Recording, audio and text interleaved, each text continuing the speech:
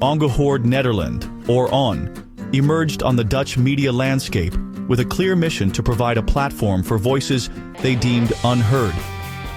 Founded on the principle of giving a voice to populist and politically incorrect views, ON positioned itself as a counterpoint to what it perceived as the mainstream media's bias. The channel, often likened to Fox News in the United States, aimed to challenge established narratives and offer alternative perspectives on current affairs, particularly those resonating with right-wing ideologies. ON's entry into the Dutch public broadcasting system in January 2022 marked a significant shift in the media landscape. It signaled a growing acceptance of platforms catering to right-wing and populist sentiments, a trend mirrored in other parts of the world. The channel's arrival sparked debates about the boundaries of free speech, the role of public broadcasting, and the potential consequences of amplifying controversial viewpoints. From its inception, ON attracted both fervent supporters and staunch critics. Supporters lauded the channel for its willingness to tackle sensitive issues and provide a platform for perspectives often marginalized in mainstream media. They argued that ON filled a crucial gap in the Dutch media landscape by offering an alternative to what they saw as a left-leaning bias. Critics, however, expressed concerns about the channel's potential to spread misinformation, fuel polarization, and provide a platform for hate speech. They questioned the wisdom of granting public funding and airtime to a channel that openly espoused controversial and often inflammatory views. The stage was set for ON to become a lightning rod for controversy. Ongehoord Nederland's brief history has been marked by a series of controversies and criticisms, largely stemming from the provocative statements and actions of some of its key figures. One such figure is Renet Klever, a prominent ON commentator who later assumed the role of Minister for Foreign Trade and Development Aid in the Schoof cabinet. Klever's dual roles as a government official and a commentator for a controversial media outlet raised eyebrows, with critics questioning potential conflicts of interest and the blurring of lines between politics and media. Another controversial figure associated with ON is Gert-Jan Mulder, a former member of the channel's supervisory board. Mulder resigned in November 2024 following widespread condemnation of his racist remarks about Muslims and homosexuals on social media. The incident sparked outrage and calls for greater accountability within ON, with many questioning the channel's commitment to ethical journalism and responsible broadcasting. Taco Dankers, the former head of ON's supervisory board, also faced scrutiny for alleged anti-Semitic statements and connections to the controversial Gafira think tank, leading to his resignation in 2021. These incidents, along with other controversial programming choices, fueled accusations that ON provided a platform for hate speech and intolerance.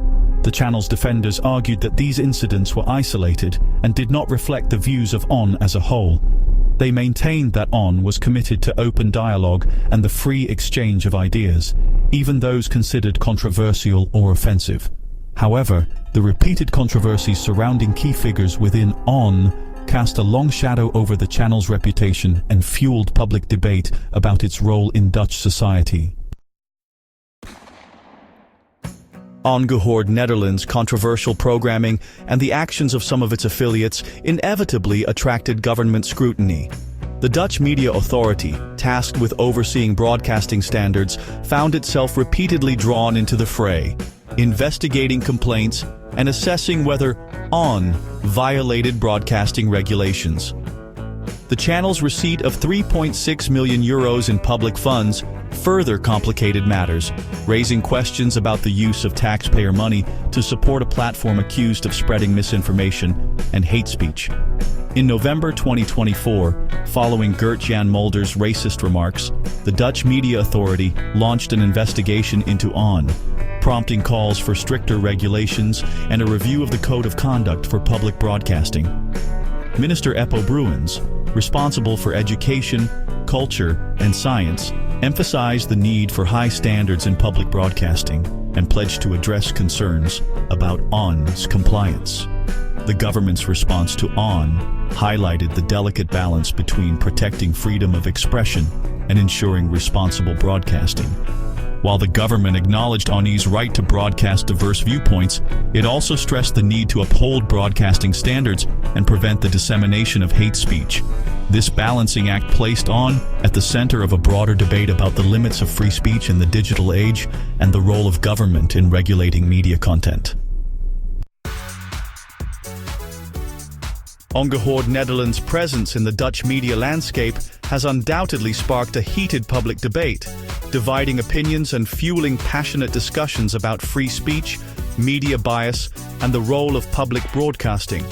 The channel's supporters view it as a vital platform for dissenting voices, challenging what they perceive as the dominance of left-leaning perspectives in mainstream media. They argue that On provides a necessary counterbalance, ensuring a diversity of viewpoints in the public sphere. Conversely, critics express deep concern about the channel's potential to spread misinformation, normalize hate speech, and exacerbate societal divisions. They argue that On's brand of journalism often lacks rigor and objectivity, relying on sensationalism and emotional appeals rather than factual accuracy.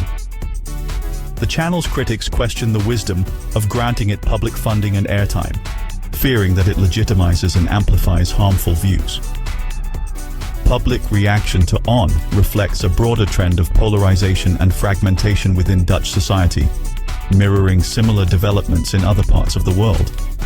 The rise of social media and the decline of traditional media have contributed to the creation of echo chambers, where individuals are increasingly exposed to information that confirms their existing beliefs, regardless of its accuracy.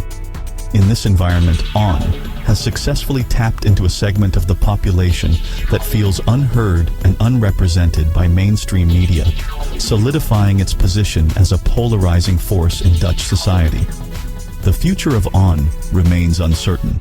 The channel faces ongoing scrutiny from the government and the public, and its ability to navigate this challenging landscape will determine its long-term viability. Whether On can evolve into a responsible and respected media outlet, or continues down a path of controversy and division remains to be seen. However, one thing is certain: On's presence has left an indelible mark on the Dutch media landscape, forcing a critical examination of the boundaries of free speech, the role of public broadcasting, and the challenges of fostering a cohesive society in an era of increasing polarization.